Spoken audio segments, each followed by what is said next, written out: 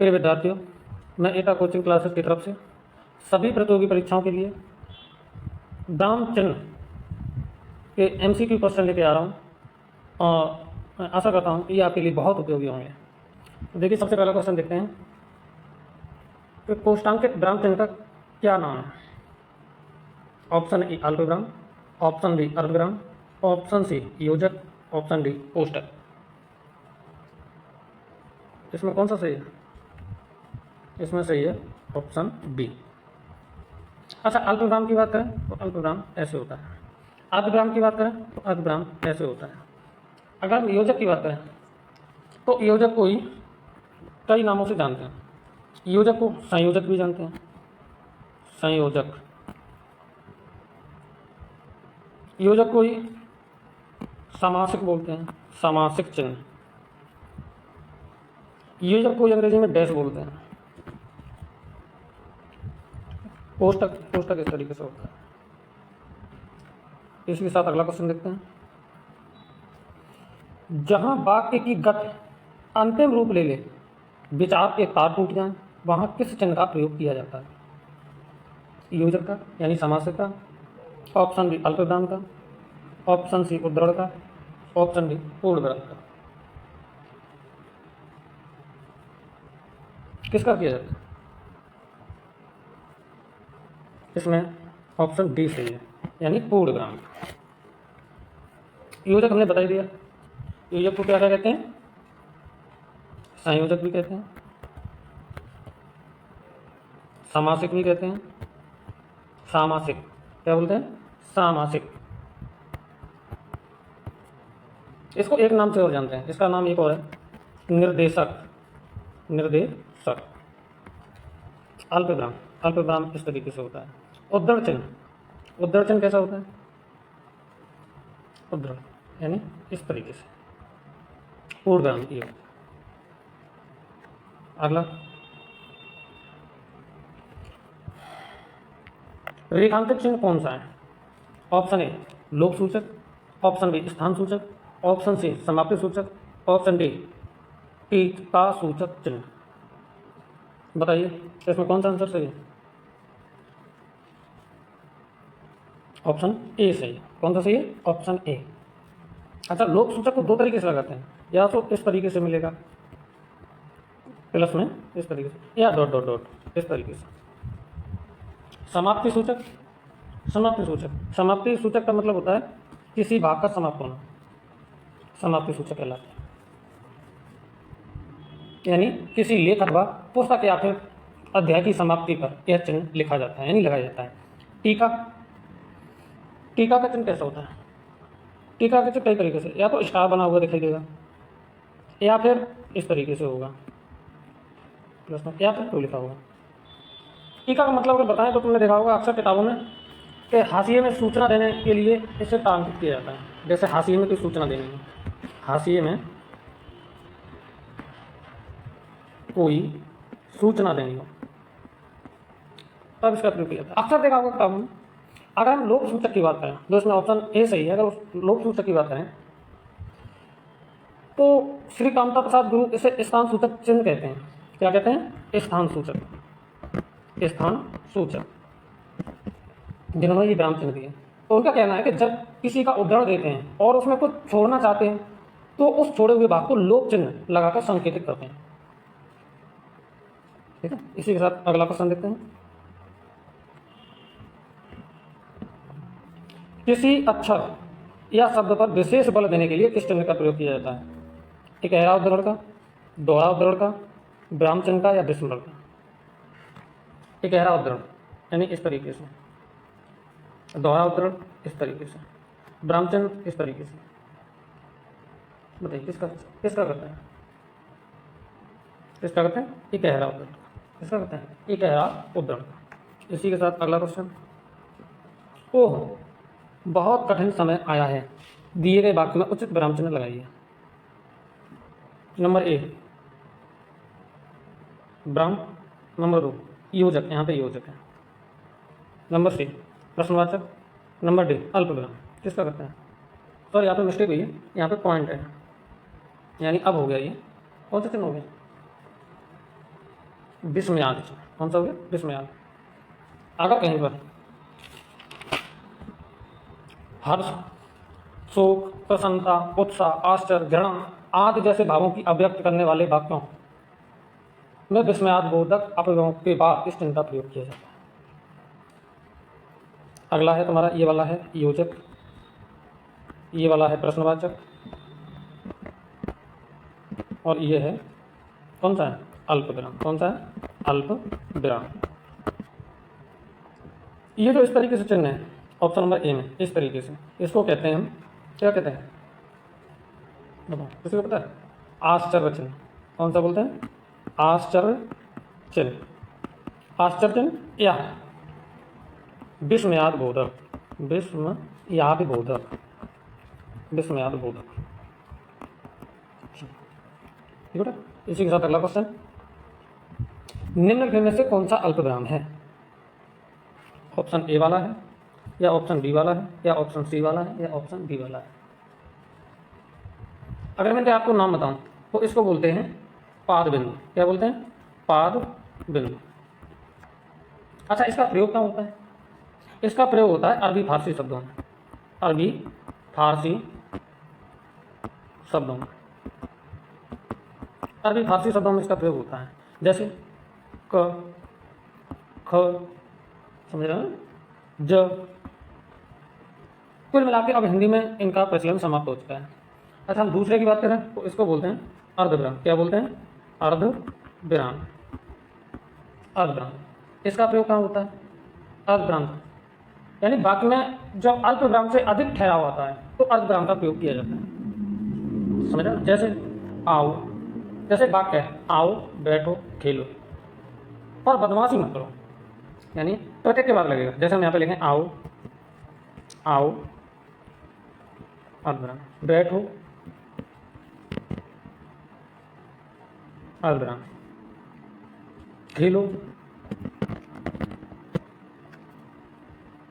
खेलो, अर्धविराम, और बदमाशी मत करो, पर बदमाशी मत करो। समझ रहे हैं? इस तरीके से। अगर हम डी की बात करें तो ये तो पूर्ण विराम है, ये पूर्ण विराम। तो क्या पूछ रहा था? अल्पविराम, यानी क्वेश्चन का आंसर सी से। कौन सा सही है? सी। इसी के साथ नेक्स्ट क्वेश्चन, हंस पद किस विराम चिन्ह का और नाम है? एक और नाम। हंस पद किस विराम चिन्ह का एक और नाम है? अल्प विराम का, त्रुटि विराम का, लोप का। लोप का चिन्ह कैसा होता है अभी बताएगा? लोप का यानी dot dot dot dot dot तरीके से होगा, या इस तरीके से होगा प्लस में। पूर्ण विराम कौन सा होता है? जो हंस पद नाम है किस चिन्ह का है? तो इसका आंसर कौन सा सही है? डी सही है। अच्छा, हंस पद को और किस किस नाम से जानते हैं? हंस पद एक तो हो गया त्रुटि विराम, दूसरा हो गया हंस पद, तीसरा एक और नाम होता है, इसको कहते हैं काक पद। क्या बोलते हैं? काक पद। अच्छा, इसको कहाँ कहाँ लगाया जाता है, कब लगाया जाता है? यानी लिखने से कोई अक्षर छूट जाता है तो उसकी जगह हंस पद लगाकर ऊपर वह शब्द लिख देते हैं। ठीक है ना? अगला क्वेश्चन, अगला क्वेश्चन नंबर 8 है, हर्ष, शोक, घृणा, आश्चर्य जैसे भावों को व्यक्त करने के लिए किस चिन्ह का प्रयोग किया जाता है? नंबर ए अल्पविराम, नंबर बी अर्धविराम, नंबर सी वाला चिन्ह बताओ कौन सा? अब बताओ कौन सा है? यानी उद्धरण। कौन सा है? उद्धरण चिन्ह, उद्धरण चिन्ह। और अगला बताइए, इसमें भी थोड़ा मिस्टेक है, इसमें इस तरीके से ये वाला चिन्ह बना लो। अगला कौन सा है? विस्मय चिन्ह, विस्मय याद चिन्ह। कौन सा चिन्ह? विस्मय याद चिन्ह। तो किस चिन्ह का प्रयोग किया जाता है? विस्मयाद बोधक चिन्ह। किसका किया जाता है? विस्मयाद बोधक चिन्ह। ठीक है ना? अगला क्वेश्चन,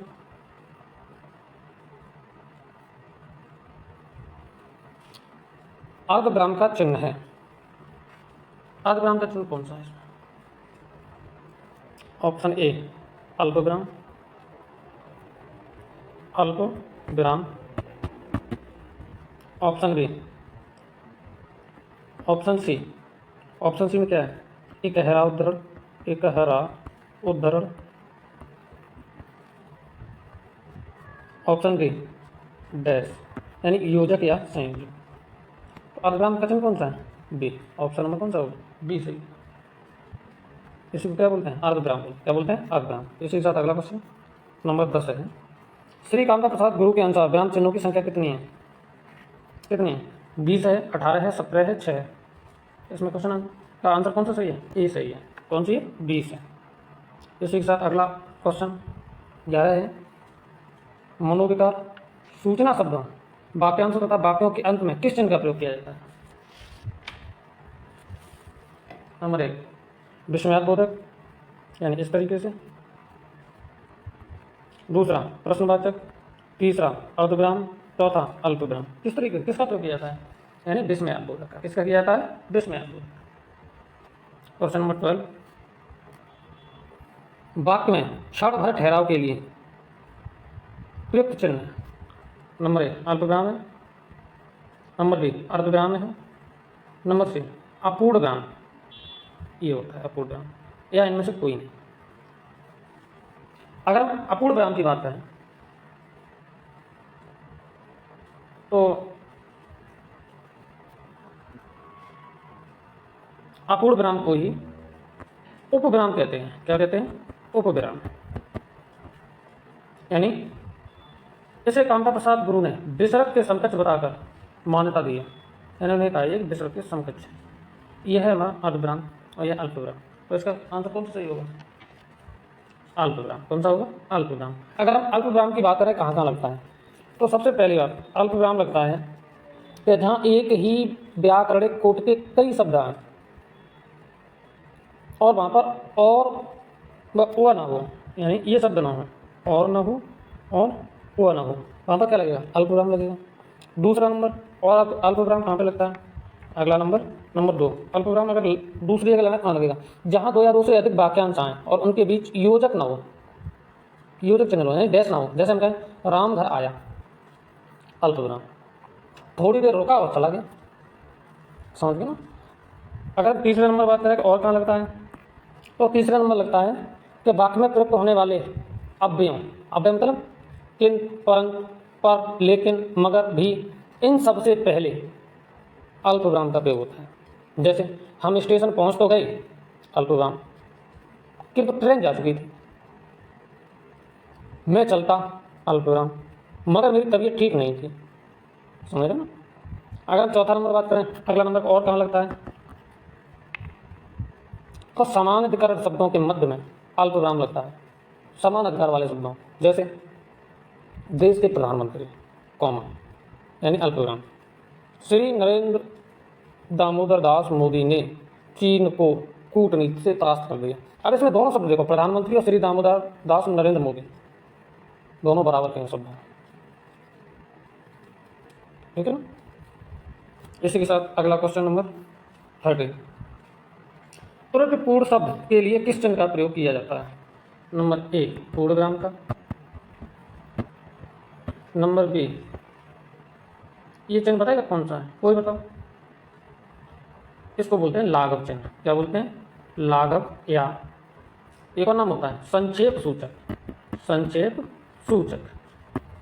इसको कहते हैं प्रश्नवाचक। क्या बोलते हैं, प्रश्नवाचक। और ये होता है हमारा हंस पद, हंस पद या काक पद, काक पद।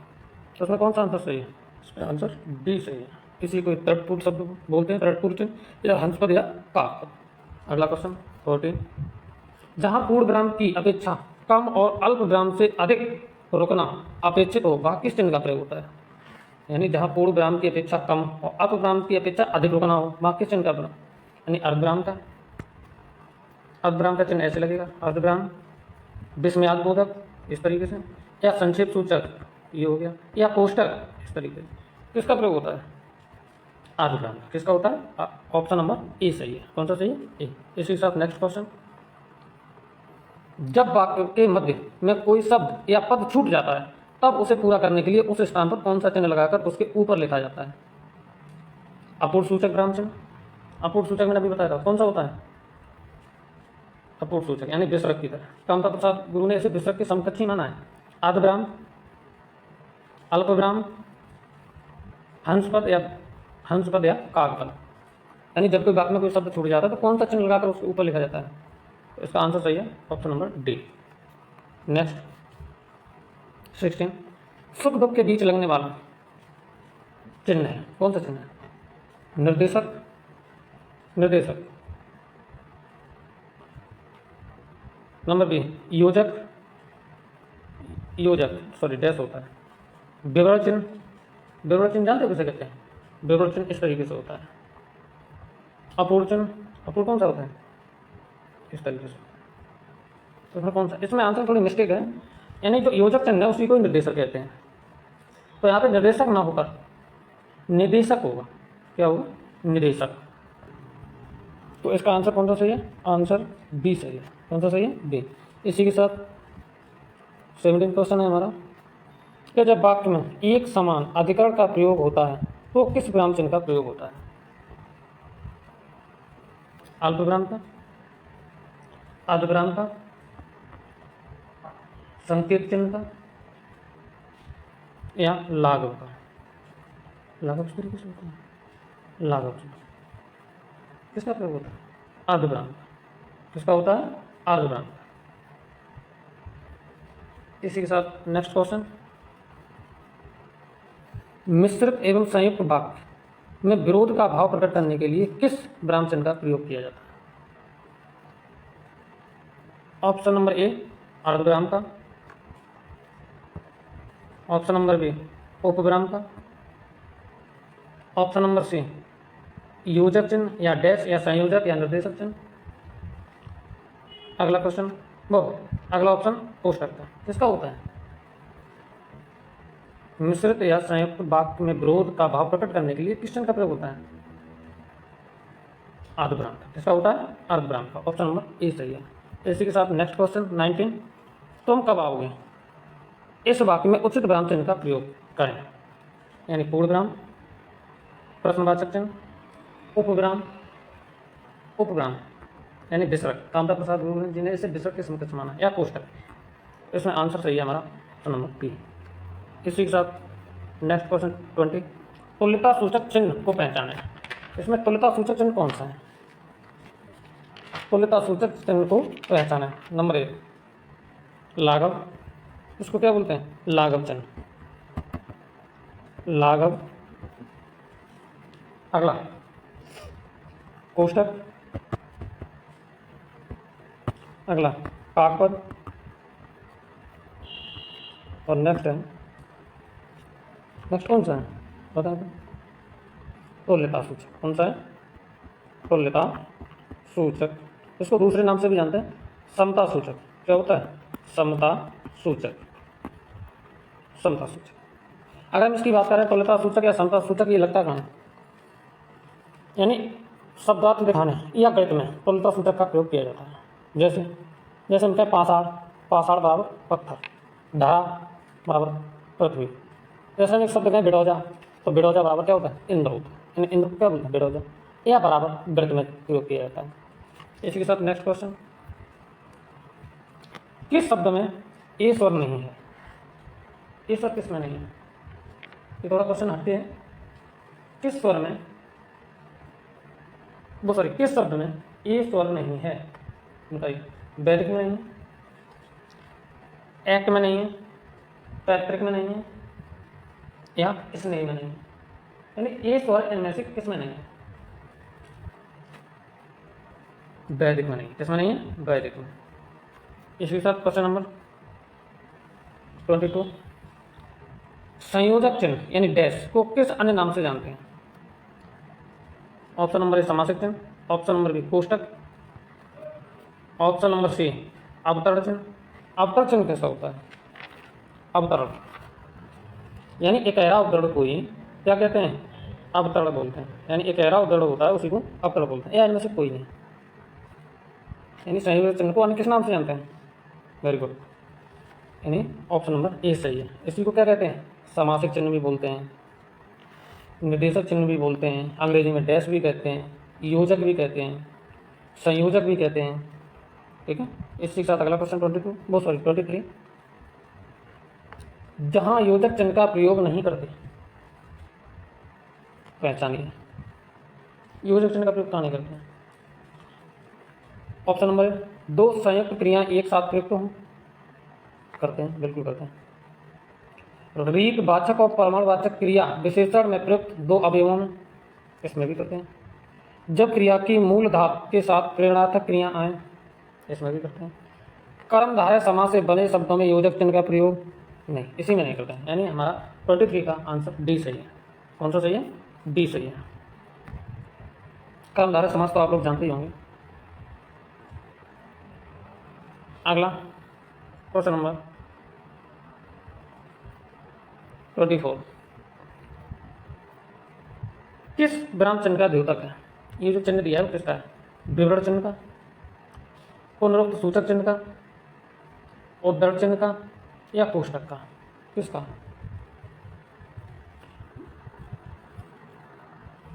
विवरण चिन्ह को आप जानते होंगे। विवरण चिन्ह कैसा होता है? इस तरीके से होता है विवरण चिन्ह। पुनरुक्त सूचक इस तरीके से। अच्छा, पुनरुक्त सूचक का प्रयोग कहाँ करते हैं? यानी एक ही वस्तु को बार बार दोहराने से बचने के लिए। जैसे हम कहें कि चीनी 1 kg, आटा 2 kg। यानी जहाँ पर ये चिन्ह आया है ये क्या है? पुनरुक्त सूचक। क्या है? पुनरुक्त सूचक। उद्धरण चिन्ह तो हमने बता दिया कैसा होता है उद्धरण चिन्ह, इस तरीके से। और कोष्टक इस तरीके से। अच्छा, कोष्टक का प्रयोग कहाँ करते हैं? यानी किसी शब्द का अर्थ स्पष्ट करने के लिए कोष्टक का प्रयोग किया जाता है। जैसे हम कहें सुमित्रा नंदन अर्थात लक्ष्मण। अगर हम दूसरा लिखें कौन्तेय अर्थात अर्जुन, यानी इस तरीके से हम इसका प्रयोग करते हैं। यानी किसी शब्द के अर्थ को स्पष्ट करने के लिए, ठीक है ना। या नाटकों में पात्र की गतिविधि अथवा रंग संकेतों के प्रयोग के लिए इसका प्रयोग किया जाता है। इसी के साथ नेक्स्ट और लास्ट क्वेश्चन,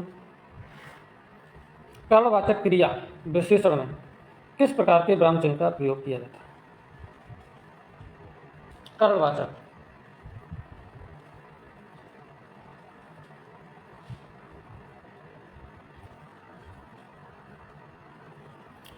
क्रिया विशेषण होते क्या है? यानी वे शब्द जो क्रिया के होने के समय के बारे में बताते हैं, यानी अव्यय, उन्हें क्या बोलते हैं? क्रिया विशेषण। आज मैं कर्मवाचक पूछ रहा है तो उसमें कौन सा आंसर सही होगा? यानी ऑप्शन नंबर डी सही होगा। कौन सा होगा? डी। इसी के साथ मैं आप लोगों से आशा करता हूँ कि हमारी विराम चिन्हों की क्लास देखने के बाद आपको कैसी लगी कमेंट के माध्यम से अवश्य बताएं, और ज़्यादा से ज़्यादा विद्यार्थियों को, भाइयों को शेयर करें। इसी के साथ जय हिंद, जय भारत।